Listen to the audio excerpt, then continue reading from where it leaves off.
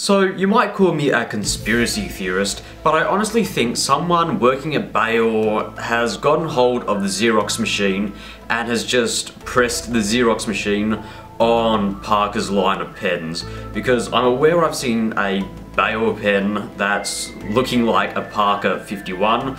I've obviously done a review on the Parker Sonnet ripoff, the Boaer 388, and now I'm going to do a review on the Parker Vector clone. This is the Boaer 801.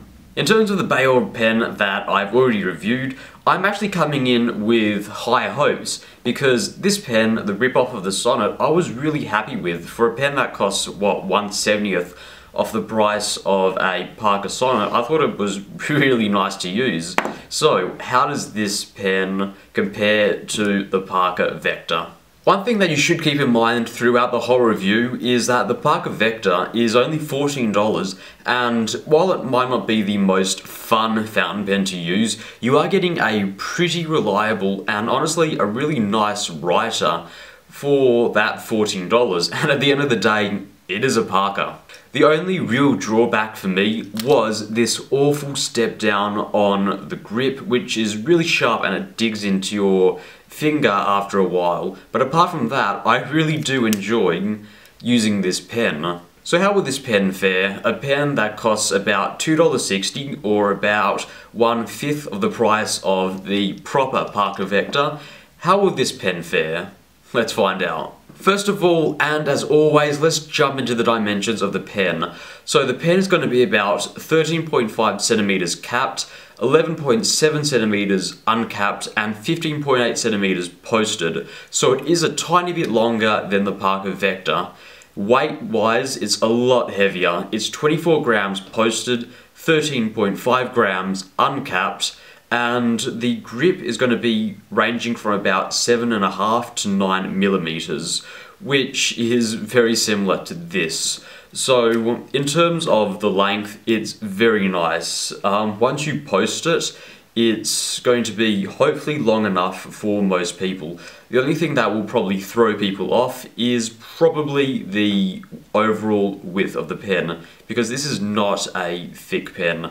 In terms of the weight, it is really nice to have that little bit extra weight from the stainless steel body compared to the Parker Vector. It's not a really heavy pen, but there is some weight behind it, which just makes it all that much more comfortable to hold over a long period of time. Though one thing I really will have to commend this pen on is the grip. They actually fixed the grip section, so no longer will you have that awful step down that you get on the Parker Vector. You get a nice tapered grip section, which makes it 1,000 times more comfortable to use for long periods of time.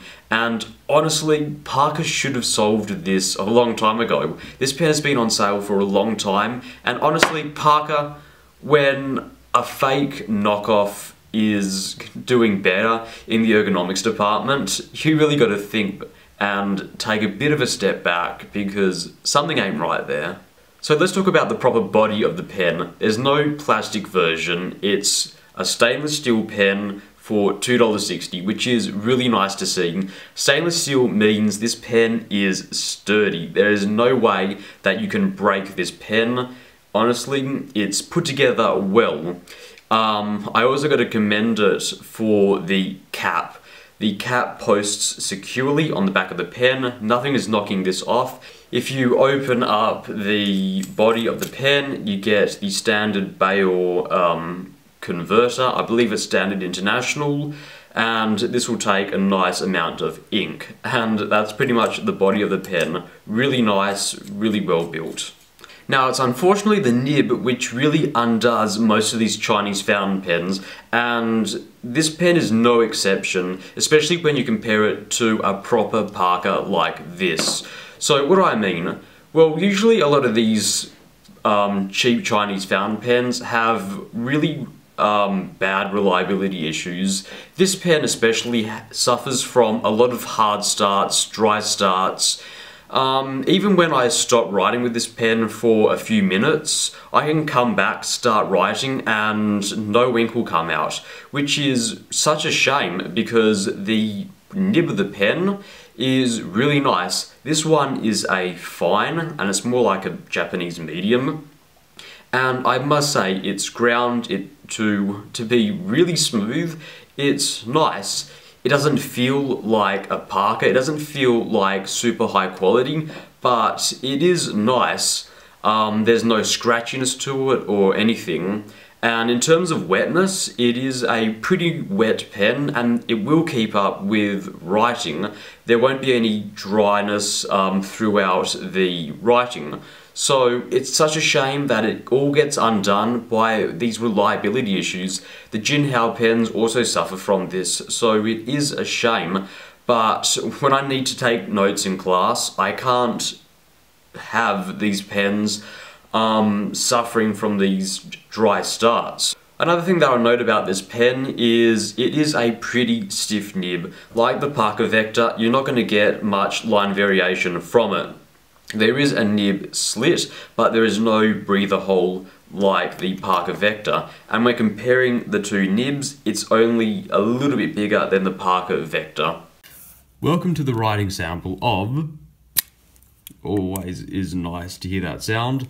Welcome to the writing sample of the Boaer 801. This is the fine nib, though probably closer to a Japanese medium. The ink that I am using today is Noodler's Permanent Black. Yeah. So, writing sample.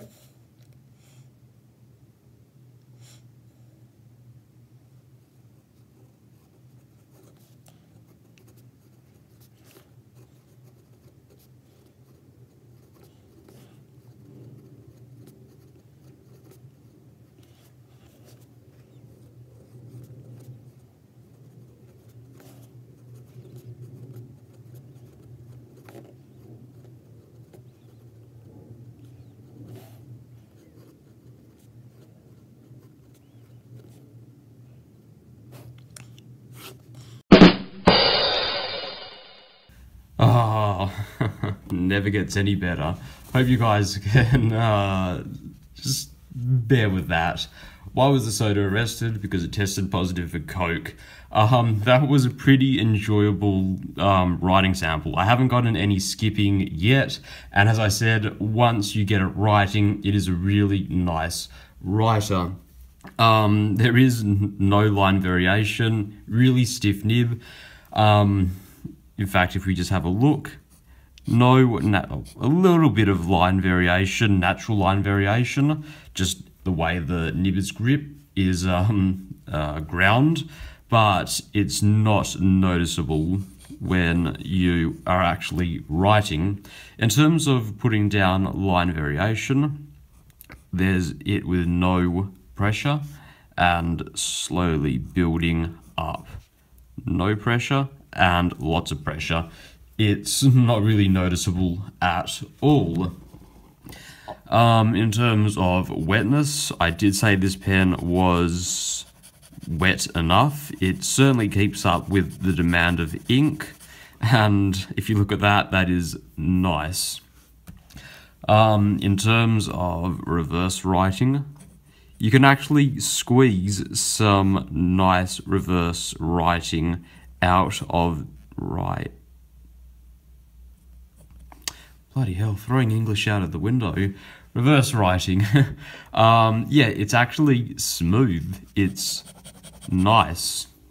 In terms of comparing this to the Parker Vector, the real deal, it's not as nice to write with. This is a lot nicer to write with. It glides better, and I don't know if I said this before, I hope I did. It is a little bit grippy. I can't explain it. It is smooth, but it just feels like there's a little bit of resistance between the paper and the pen, something that you don't get with this, which means you can write a lot quicker with this pen than this pen. That being said, oh shit. That being said, this step down, come on, Parker, what are you thinking? This step down really annoys me. Thank God I've sanded that down, but if you haven't, it is really annoying. So, thank you for watching. Good step down. Thank you for watching. So that's my review of the Parker, the Parker Vector. No, this is the Boaer 801, which I think is a really nice copy of the Parker Vector. The body is definitely much nicer than the proper Parker, and for about one fifth of the price, it's pretty nice to just buy if you just have $2.80, $2.60 to spend on it. Unfortunately, it does suffer from reliability issues, and yes, I know it is a cheap Chinese pen, which means due to quality control, maybe your one will be better. But if you are going to buy this pen, expect good writing performance after you get the first word down. So that is my conclusion of the pen. Yeah, so just know what you're signing up for if you buy this pen. Thank you so much for watching.